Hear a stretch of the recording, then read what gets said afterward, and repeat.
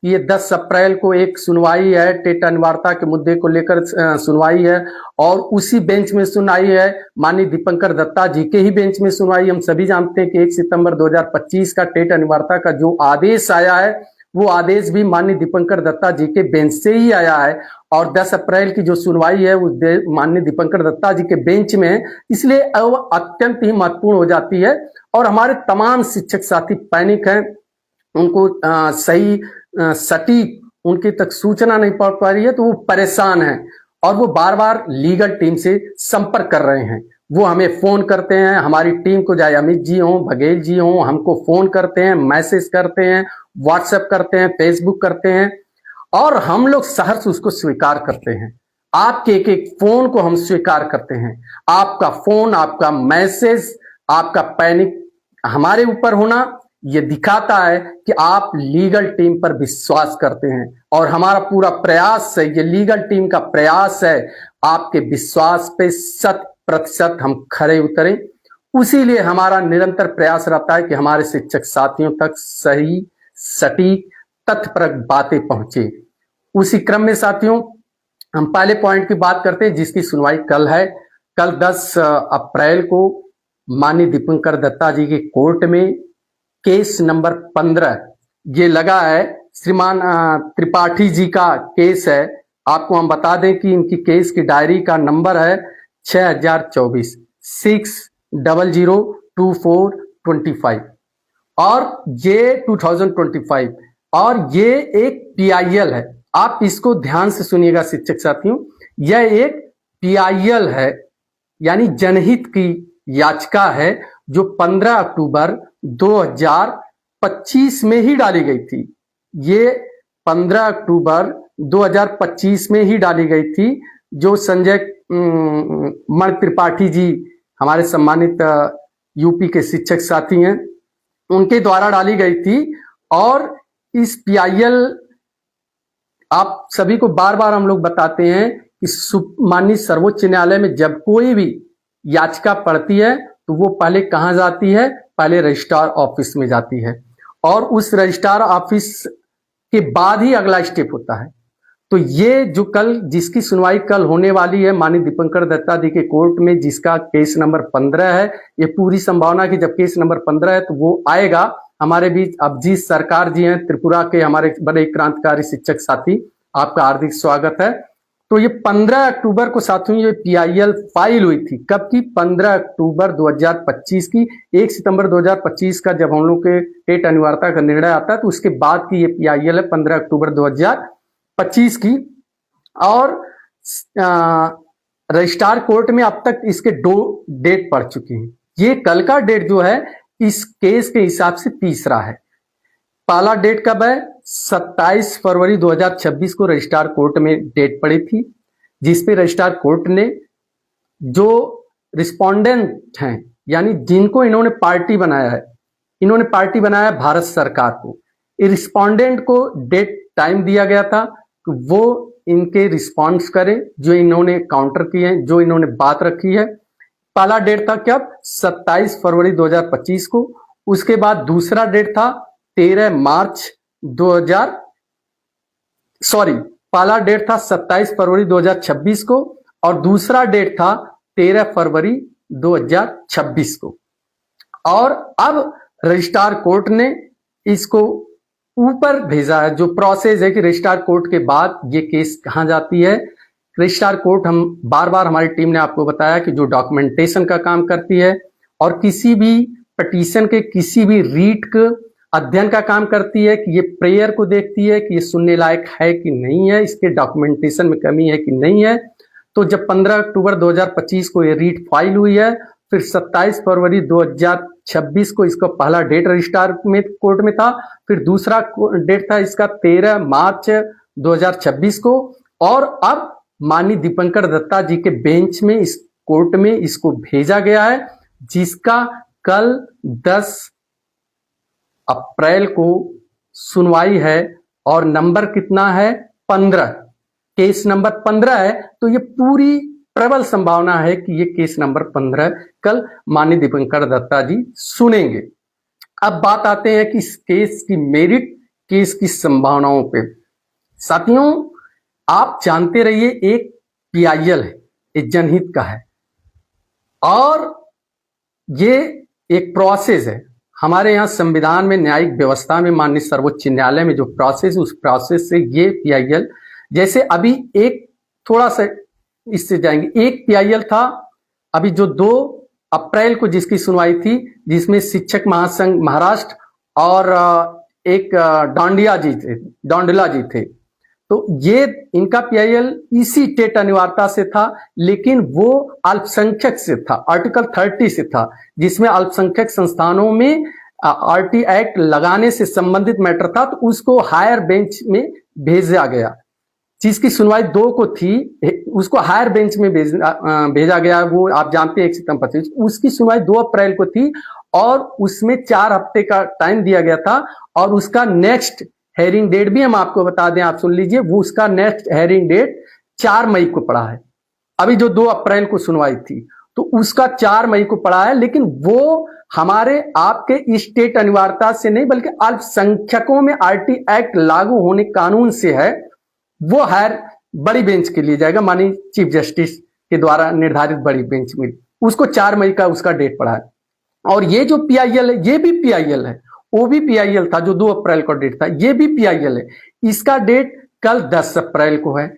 लेकिन जो उनके एक बहुत बड़ी बात, जैसे कल हम लोगों ने भी उस वीडियो को देखा, वो सम्मानित अधिवक्ता जी जिनके द्वारा ये रीट पीआईएल फाइल की गई है, कल वो सुप्रीम कोर्ट के प्रांगण से एक वीडियो बनाकर उन्होंने डाला और कह रहे हैं कि आप सारे शिक्षकों के कष्ट दूर हो जाएंगे, वो दिन आ गया है और 10 को मेरा पीआईएल सुना जाएगा, माननीय दीपंकर दत्ता जी के सामने सुना जाएगा, मेरे ये पॉइंट हैं, शिक्षकों को न्याय मिलेगा, सरकार ये नहीं कर रही, वो नहीं कर रही है, ऐतिहासिक दिन होगा 10 अप्रैल का। ये मानी ये सम्मानित अधिवक्ता जी बोल रहे थे, लेकिन आपकी लीगल टीम आपको बता रही है, जहां तक मेरी जानकारी है, उस केस में अभी तक केंद्र सरकार ने रिस्पोंडेंट पर्सन को नियुक्त भी नहीं किया है। आप समझ रहे मेरी बात को? जैसे रीट दाखिल किया, पीआईएल दाखिल किया है, उन्होंने पार्टी बनाया, किसको? केंद्र सरकार को बनाया है। केंद्र सरकार की तरफ से वहां कौन बात रखेगा? वो एक अधिवक्ता, डिप्टी सॉलिसिटर आप कह सकते हैं, एक आप सामान्य भाषा में कहते सकते हैं सरकारी अधिवक्ता या भारत सरकार के द्वारा नामित अधिवक्ता। हर केस में जब भी कोई केस फाइल होती है और जब भी केस कोर्ट में माननीय न्यायाधीश जी के समक्ष जाती है, उसके पहले ही वो संबंधित अथॉरिटी से, संबंधित रिस्पोंडेंट पार्टी से अधिवक्ता नामित होते हैं। तो मेरी जानकारी में अभी तक कोई भी सरकार की तरफ से अधिवक्ता इसमें अभी नामित नहीं है, इसमें अभी शो नहीं कर रहे, जो मेरी जानकारी है। अब आप समझिए, एक तरफ तो माननीय अधिवक्ता जी इतनी बातें कर रहे थे, अच्छी बात है, हम लोग भी चाह रहे हैं, देश का 25 लाख शिक्षक चाह रहा है कि कुछ न कुछ आए, श्रेय कोई भी ले, लेकिन शिक्षकों को न्याय मिले, शिक्षकों को राहत मिले। लेकिन कल की जो संभावनाओं पे मैं बात कर रहा हूं, तो अभी तक उस पे सरकार की तरफ से अधिवक्ता नामित नहीं किए गए हैं। दूसरी बात, अब ये माननीय न्यायाधीश जी पर डिपेंड करता है, वो इस केस को किस तरह लेते हैं, इससे कनेक्ट किया जाता है, या फिर जैसे 2 अप्रैल की पीआईएल उसको एक डेट मिली है, वो तो मान लीजिए रजिस्ट्रार कोर्ट में थी, ये अब आ गई है हेयरिंग कोर्ट में माननीय न्यायाधीश जी के समक्ष। लेकिन सबसे रोचक बात जो होगी, ये 2 बातें होंगी। एक तो चूंकि अभी केंद्र सरकार द्वारा अगर अधिवक्ता नामित नहीं, आज तक नामित नहीं है, हो सकता है कल सुबह नामित हो जाए, या आज मेरे वीडियो बनाने से पहले तक कोई लेटर इशू हो जाए, कोई अधिवक्ता सरकार की तरफ से नामित हो जाए, तो वो माननीय सम्मानित अधिवक्ता कल पेश हो। लेकिन ऐसा संभावनाओं की बात है। यदि पेश होते हैं तो फिर ये देखने वाली बात रहती है कि माननीय न्यायाधीश, माननीय कोर्ट उसको किस तरह एंटरटेन करते हैं, उनका क्या इस पे विचार है और क्या उनका जवाब आता है। ये कल के केस का है जो 10 अप्रैल का है। तो आप शिक्षक साथी, अब इसमें बहुत शिक्षक साथी इतने परेशान थे, उसको रिव्यू से देख रहे थे। लेकिन ये जान लीजिए, इस पूरे टेट अनिवार्यता का जो प्रकरण है 1 सितंबर 2025 का, इसका जो लीगल बात आप जान के चलिए कि सबसे मेजर जो फैक्टर है जहां से आपको राहत मिलेगी तो वो है रिव्यू, है पुनर्विचार याचिका है। मेजर जो पुनर्विचार आपकी याचिका है वहीं से आपको राहत मिलेगी, ये आप पक्का मान के चलिए। और पुनर्विचार याचिका में हमने, जैसा कि आप लोगों को बताया था, एक हम लोग अपने हर प्लेटफॉर्म पे, अपने आईडी पे, फेसबुक माध्यम से आप लोगों को बताया था कि 45 आज तक 45 रिव्यू फाइल हो चुकी हैं और उन 45 में 29 आप रिव्यू क्या है वो डिफेक्ट उनके दूर कर लिए गए हैं। और एक जो केस इसी से रिलेटेड था, जो वो राधेमण या त्रिपाठी जी का जो था वो डिसमिस कर दिया गया है। अब उनका किस कारणों से डिसमिस हुआ है उसके बारे में हम आपको आगे बताएंगे। और आज के डेट में भी 16 ऐसे रीट हैं जो पुनर्विचार याचिका हैं जिनमें डिफेक्ट है, और उसमें हमने आपको बाय नेम, इस बार लीगल टीम ने बाय नेम सोशल मीडिया में उसको डाला था। अब चूंकि हम उनको पढ़ेंगे 16 के तो फिर काफी टाइम लगेगा, लेकिन इस लाइव सेशन के बाद मैं उनके नाम, उत्तर प्रदेशी प्राथमिक शिक्षक संघ, आप ध्यान से नाम सुनिएगा, उत्तर प्रदेशीय प्राथमिक शिक्षक संघ, उसका भी नाम है, उसके भी रीट में, उसके भी रिव्यू में डिफेक्ट दिखा रहा है। तो हम तो पहले हाथ जोड़कर देश के लाखों लाख शिक्षक साथियों के तरफ से, सॉरी साथियों, टेक्निकल इशू, ये टेक्निकल इशू वहां कोर्ट में रिव्यू में डिफेक्ट है, वहां कुछ टेक्निकल इशू है, और यहां लाइव सेशन में भी टेक्निकल इशू आ रहा है। तो साथियों, ये कहना है कि ये लोग, जिन लोगों का डिफेक्ट शो कर रहा है, हम लोग लाइव आकर आज बता रहे हैं, पोस्ट के माध्यम से भी हम लोगों ने लिख के बताया था। तो इन लोगों से निवेदन है कि आप अपने एवार से संपर्क करके तत्काल अपने डिफेक्ट को दूर करा ले। और इसी में जैसे एक सूचना आई कि मध्य प्रदेश की सरकार भी आ रही है रिव्यू में, स्वागत है, वो भी आ रहे हैं। एक राज्य की सरकार है, एक जिम्मेदार सरकार है, अगर वो आ रही हैं तो कहीं ना कहीं आपके आंदोलन को बल मिलेगा। लेकिन जो रिव्यू की सुनवाई को लेकर बार बार आपके मन में प्रश्न आते हैं, संशय आते हैं, उसको लेकर ये जरूर एक प्रश्नवाचक लगता है कि क्या और लोग के आने से रिव्यू का सुना जाना देर हो सकता है। एक चीज साथियों ध्यान रखिए, यह केस सामान्य केस से हटकर है। नियम तो 1 सितंबर 2025 को जब ये टेट अनिवार्यता का आदेश आता है, उसके बाद सितंबर, अक्टूबर, नवंबर, यानी कि 1 दिसंबर को 90 दिन पूरे हो जाते हैं रिव्यू में आने के।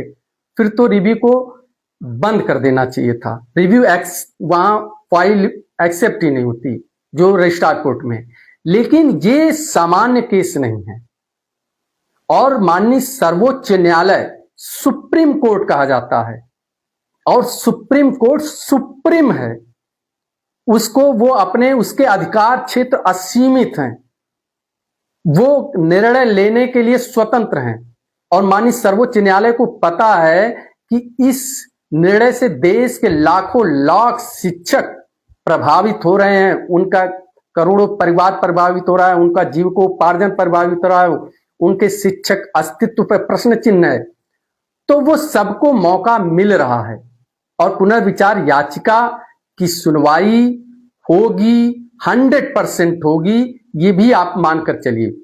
और आपकी लीगल टीम, क्योंकि आप लोगों ने विश्वास जताया है, हम लोग उसके लिए निरंतर प्रयासरत हैं कि किस तरह ये पुनर्विचार याचिका यथाशीघ्र सुनवाई शुरू हो। उसके लिए जो भी विधिक प्रयास है उसको किया जा रहा है, और हम लोगों को ये भी उम्मीद है कि यथाशीघ्र वो हमारी पुनर्विचार याचिका का सुनवाई प्रारंभ होगा। साथियों के मन में है कि 6 महीने बीत गए, साथियों ये और इनको ये भी है कि 2 साल का समय मिला है। ये एक चीज आपको बार बार हम लोग बता रहे हैं कि ये 2 साल के टिक को लेकर आप परेशान मत हो। अभी तो वो है टिक, लेकिन जैसे ही आपका रिव्यू एक्सेप्ट हो जाता है, आपकी पुनर्विचार याचिका एक्सेप्ट हो जाती है, तो ये अर्थात ये क्लियर हो गया कि आपके उस आदेश के में कुछ न कुछ खामी होती, जिसको सुनने के लिए माननीय सर्वोच्च न्यायालय तैयार हो गई है, तो वो चीजें वहीं रुक जाएंगे। और उसके अलावा भी हम लोगों ने अपने सीनियर काउंसिल से बात की है कि जैसे ही हमारा रिव्यू ओपन होता है, वैसे ही तत्काल उस टिक को बंद करने का लिए एप्लीकेशन डालना, और उसके लिए हमारे माननीय अधिवक्ता पूर्व अटॉर्नी जनरल मुकुल रोहतगी जी एवं माननीय अभिषेक मनु सिंघवी जी, उसके लिए वो तैयार हैं, वो चीजें होंगी। अब आपके मन में प्रश्न आता है कि नहीं कैसे होगी, तमाम वीडियो तमाम चैट। साथियों आपको बता दें, बहुत ही कंक्रीट तैयारी है। हम लोग जब बार बार कहते हैं कि नहीं हमें न्याय मिलेगा, तो बहुत ही ठोस आधार पे कहते हैं, बहुत ही कंक्रीट आधार पे कहते हैं। हम माननीय सर्वोच्च न्यायालय के निर्णय का सम्मान करते हैं, माननीय न्यायाधीश दीपंकर दत्ता जी के निर्णय का सम्मान करते हैं, लेकिन हम ये भी कहते हैं कि 1 सितंबर 2025 के आदेश में कुछ खामियां रह गई। वो खामियां इसलिए रह गई क्योंकि देश के लाखों लाख इन सर्विस शिक्षकों की तरफ से बात रखने वाला कोई नहीं था। माननीय दीपंकर दत्ता जी ने एनसीटी के 23 के पैरा 1 को आधार बनाकर जो निर्णय दिया है, हम उसको मानते हैं, हम आपको उस आदेश का सम्मान करते हैं। लेकिन जो सबसे बड़ा प्रश्न है कि जिस एनसीटी के 23 के 1 को आधार बनाकर 1 सितंबर 2025 का निर्णय दिया गया है, उसी एनसीटी को हम भी मानते हैं, हमारी लीगल टीम मानती है, हम बाय लॉ मानते हैं, लेकिन उसी एनसीटी के तमाम ऐसे पत्राचार हैं, तमाम ऐसे आदेश हैं जिसमें एनसीटी ने स्पष्ट कहा है कि 29 जुलाई 2011 के पूर्व के शिक्षकों के टेट अनिवार्यता की जरूरत नहीं, वो टेट अनिवार्यता के जद में नहीं आते। फिर एनसीटी के 1 के चाहे पैरा 4 की बात हो, चाहे पैरा 5 की बात हो, जिसमें स्पष्ट कहा गया कि इसके पहले के नियुक्त शिक्षक के लिए टेट आवश्यक नहीं है। जो साथी कहते हैं कि नहीं, माननीय सर्वोच्च न्यायालय ने 1 सितंबर 2025 को यह स्वीकार कर लिया कि एक में जो मिनिमम एलिजिबिलिटी है, जो मिनिमम योग्यता की बात की गई है, उसमें टेट को भी मान लिया है माननीय सर्वोच्च न्यायालय ने, इसलिए 4 और 5 प्रभावित नहीं होता है। ऐसा नहीं होता है, ऐसा नहीं होता है।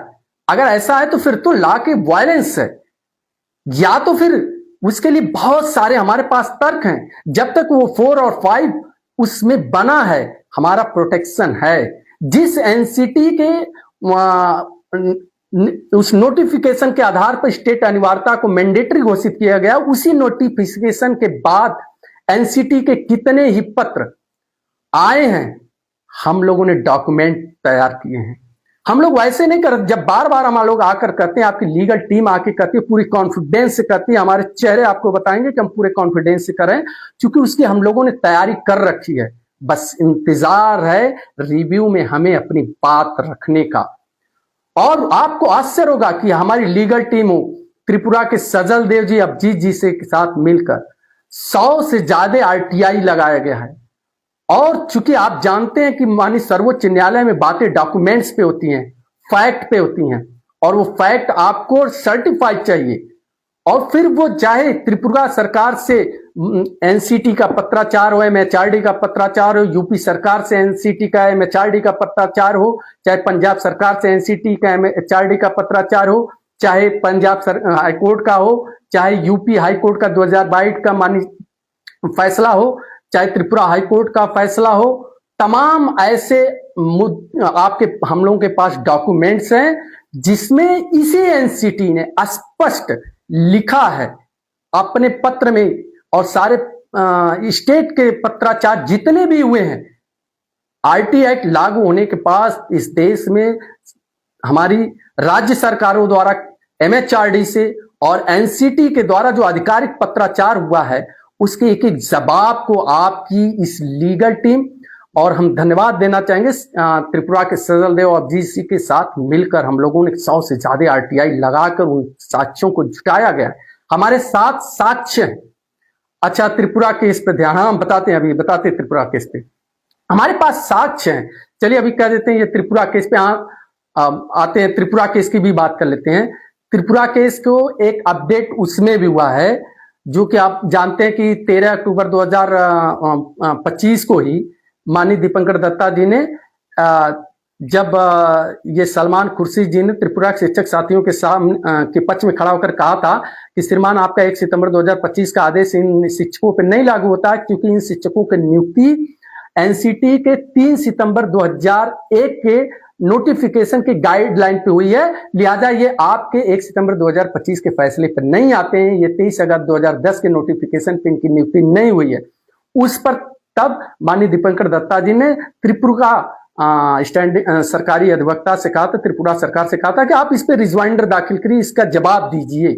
और फिर 13 अक्टूबर के बाद बीत गया 13 नवंबर, फिर दिसंबर, फिर जनवरी, फिर फरवरी, फिर मार्च। आपने देखा होगा 16 मार्च को डेट था, जिसमें उन्होंने टाइम मांगा था कि 2 दिन का टाइम मांगा था कि शनिवार तक कर देंगे। लेकिन उसमें एक बड़ा अपडेट आया है, पिछले 2 अप्रैल को त्रिपुरा सरकार के तरफ से एक रिजवाइंडर दायर किया गया है।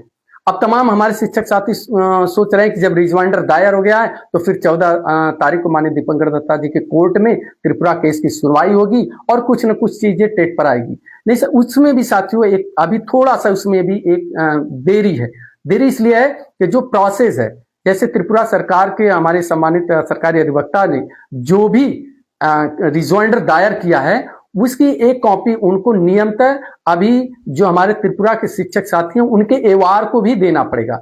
अभी हमारे त्रिपुरा के शिक्षक साथियों के एवार तक वो कॉपी आधिकारिक रूप से बाई कोर्ट या त्रिपुरा सरकार के सरकारी अधिवक्ता स्टैंडिंग काउंसिल की तरफ से नहीं मिला है।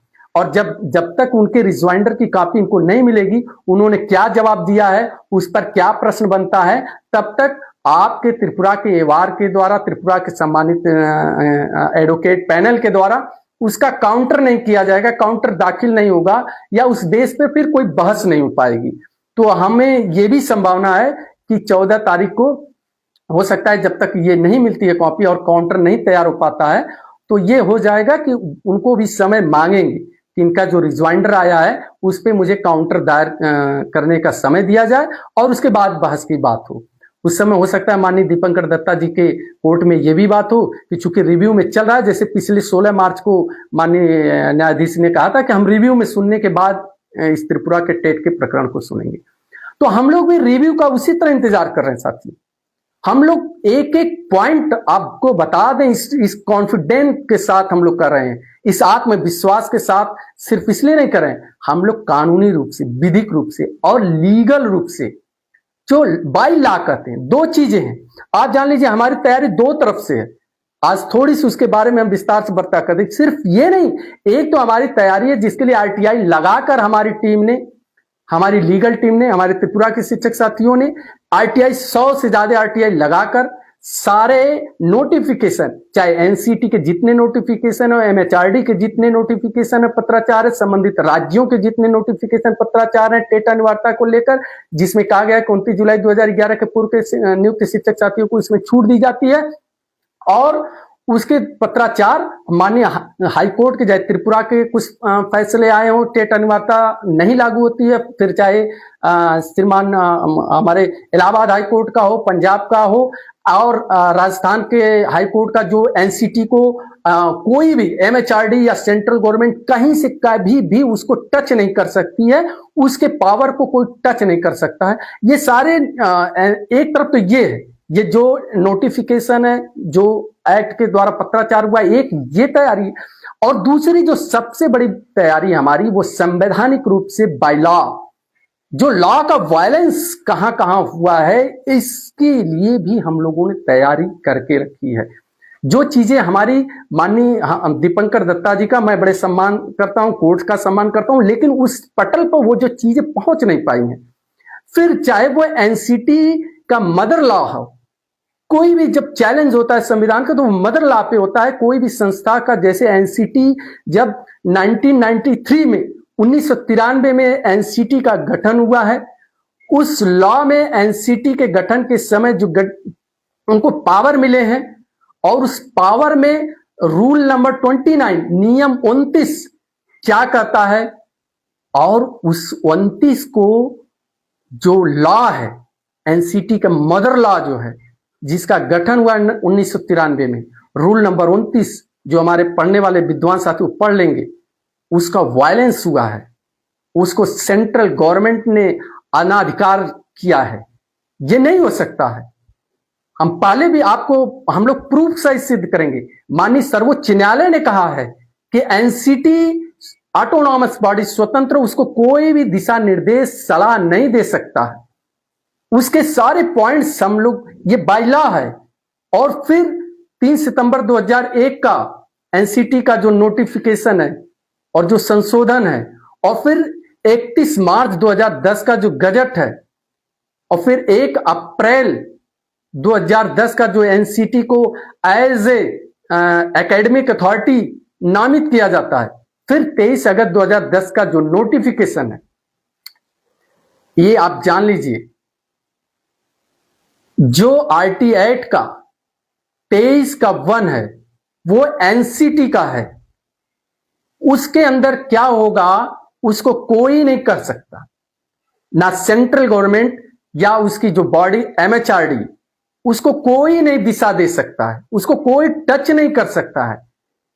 इसके लिए एक बड़ी बहस होगी, और जिसमें हमें पूर्ण विश्वास है, हमारी जो तैयारी है दोनों रास्ते पे, एक तो बाय लॉ और दूसरा बाय नोटिफिकेशन, बाय पत्राचार गवर्नमेंट की, एमएचआरडी की, जो अब तक कहा गया हर पत्र में हर राज्य सरकार को, और आरटीआई में जवाबों के द्वारा कि 29 जुलाई 2011 के पूर्व नहीं लागू होते हैं। यद्यप 1 सितंबर 2025 का वो टेट अनिवार्यता का आदेश आज प्रभावी है, लेकिन इसका मतलब ये नहीं है कि उन सारी चीजों को इग्नोर कर दिया जाएगा। इसीलिए हमें पूर्ण विश्वास है, हमारी लीगल टीम को विश्वास है, हम लोग जीतेंगे इस केस को, क्योंकि हमें माननीय दीपंकर दत्ता जी का पूर्ण सम्मान है, पूर्ण विश्वास है, इस न्यायालय में विश्वास है।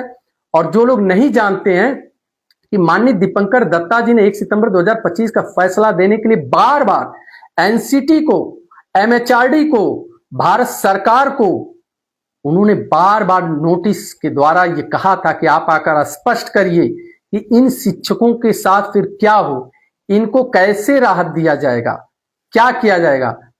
लेकिन वो चीजें, चूंकि उस समय आप और हम, हमारे सम्मानित अधिवक्ता, हमारी बात रखने वाला वहां कोई नहीं था, लेकिन आज हम तैयारी के साथ हैं, और हम लोग पूरे दावे से कहते हैं। अब हमारी तैयारी आप इतने ही समझ लीजिए, हम लोगों की तैयारी इतने है, एक एक पॉइंट के डॉक्यूमेंटेशन, कब कब क्या क्या नोटिफिकेशन, कब कब कहां कहां एनसीटी के अधिकार को वायलेंस किया है सेंट्रल गवर्नमेंट ने, एमएचआरडी ने, जो उसका अधिकार क्षेत्र नहीं है, वो सारी चीजें, और कब कब एमएचआरडी ने एक्सेप्ट किया है कि नहीं 29 जुलाई 2011 के पूर्व के शिक्षक टेट के लिए टेट नहीं है, कब कब एनसीटी ने एक्सेप्ट किया है, कब आपकी केंद्र सरकार ने एक्सेप्ट किया है।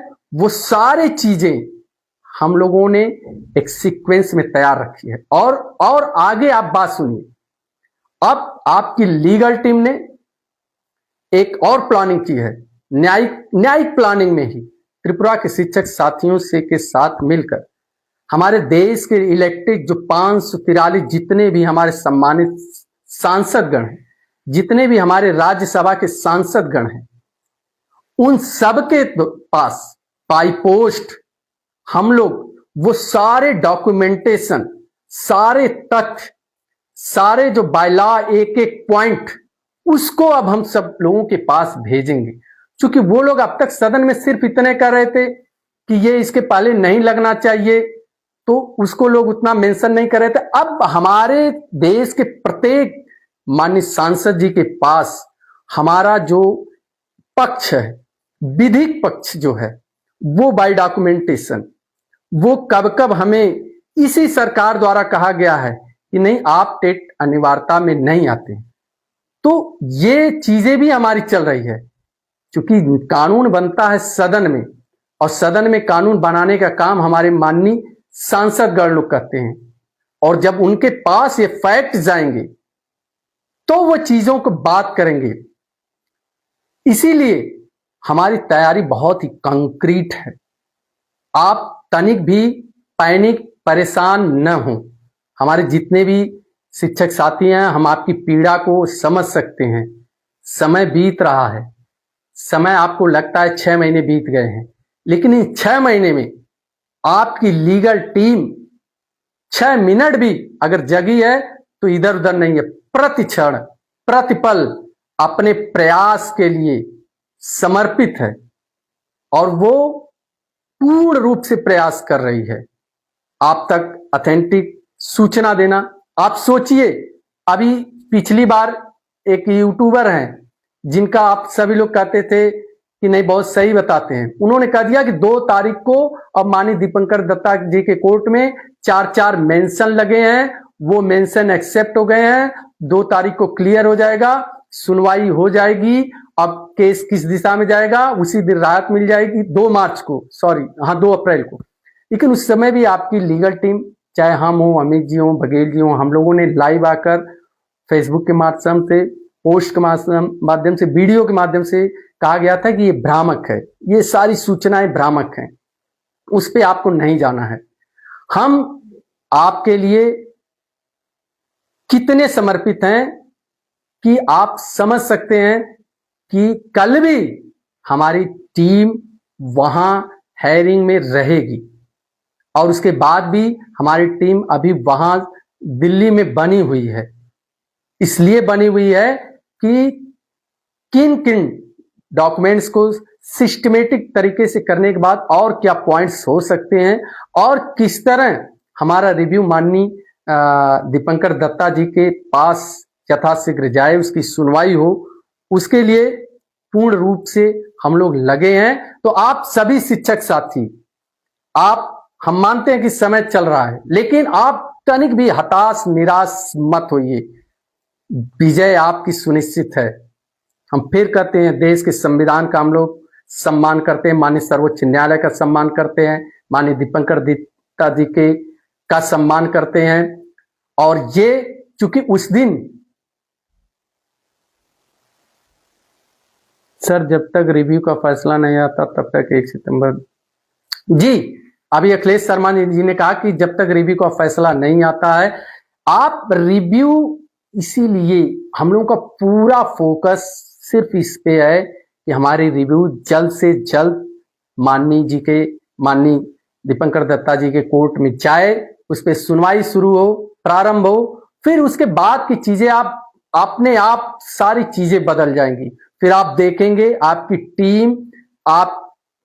टीम अपने सम्मानित देश के वरिष्ठ काउंसिल के साथ किस तन्मयता से, किस सटीकता से, किस तार्किकता से, किस तथ्यात्मक तर्कों के साथ आपके पक्ष में बात रख रही है। और आप शिक्षकों का हौसला बढ़ाने के लिए जल्दी हम लोग जो भी इस तरह के हमारे डॉक्यूमेंटेशन है उसका एक विधिवत वीडियो बनाकर आप लोगों तक पहुंचाया जाएगा। और हमारा ये प्रयास रहेगा, क्योंकि हम लोग ये नहीं है कि हमें श्रेय सिर्फ लीगल टीम को लेना है, ना, हमारा सिर्फ एक उद्देश्य है, एक संकल्प है कि देश के लाखों लाख टेट प्रभावित शिक्षक साथी इस लड़ाई को जीतें और वो अपने निर्धारित चाहे 60 साल 62 साल की सेवा को निर्बाध रूप से पूरी करें। और उसके लिए हम श्रेय लेने लिए नहीं आए हैं, ना तो संगठन बनाने के लिए आए, जैसा कि हमारी टीम बार बार कहती है, ना तो संगठन बनाना है, ना नेता बनना है, ना किसी तरह का कोई श्रेय लेना है। इसीलिए हम लोग जल्दी एक सारे डॉक्यूमेंट, हमें पता है कि देश में जितने डॉक्यूमेंट्स चाहिए इस केस में वो हमें हमारी टीम या सजल देव जी की टीम या हम लोग के पास है, वो किसी के पास अभी है नहीं, लेकिन उसको हम लोग शेयर भी करेंगे। हम चाहते हैं कि देश के जितने भी शिक्षक गए हैं कोर्ट में, जितने भी उनके माननीय अधिवक्ता हैं, उनके पास डॉक्यूमेंट्स हो, साक्ष्य हो, पेपर हो और सब समवेत रूप से उस पर बात करें। तो जल्दी हम लोग वीडियो के माध्यम से उस पेपर्स को भी आप लोगों के सामने लाएंगे। आप पढ़ेंगे, आप देखेंगे कि नहीं आपके जो एक एक पॉइंट्स हैं वो लीगल है। फिर वो चाहे नोटिफिकेशन से लेकर चाहे सरकारों की बातें हों या जो बाय लॉ है, जो कानून है, जो संवैधानिक है, वहां कहां उस कानून का एक सर करें। श्री चंद्रा जी कब तक सुनवाई हो सकती है, कृपया अनुमानित तिथि बताएं। 6 माह हो चुके हैं। एकदम हम आपकी पीड़ा को समझ सकते हैं श्री जी, और आपसे ज्यादा, आपसे कितने ज्यादा हम तीनों लोग पैनिक हो सकते हैं। आप सोचिए कि पूरे देश के लाखों लाख शिक्षक आज हम पर विश्वास किए हैं। उस विश्वास को बनाए रखने के लिए दिन रात हम लोग एक किए हैं। हमने कहा कि प्रतिक्षण प्रतिपल प्रयास हमारा जारी है और एक एक टेट प्रभावित शिक्षक साथी को न्याय दिलाने का जो हमारा दृढ़ संकल्प है, जो दिव्य ध्येय है, उससे दिव्य ध्येय पर हम लोग एक साधक की तरह निरंतर आगे बढ़ रहे हैं। और ये आज आश्वासन, जितने साथी कहते हैं कि आश्वासन आश्वासन आश्वासन आप लोग देते हैं, 1 सितंबर 2025 के इस स्टेट अनिवार्यता के आदेश के बाद से आपकी लीगल टीम ने आपको आश्वासन ही नहीं दिया है, उस आश्वासन के एक आपको सांस दी है, आपको संघर्ष में बने रहने के लिए जो आश्वासन रूपी सांस दी है उसको प्रूफ करके दिखाया है। फिर चाहे एक एक हमारे जो माननीय सर्वोच्च न्यायालय के संदर्भ में एक एक जानकारी का एक सूचना आपको पहुंचाना हो, हमारी टीम 6 महीनों में लगातार माननीय सर्वोच्च न्यायालय के प्रांगण से लेकर हम अपने एवार के माध्यम से संपर्क में बने हुए हैं।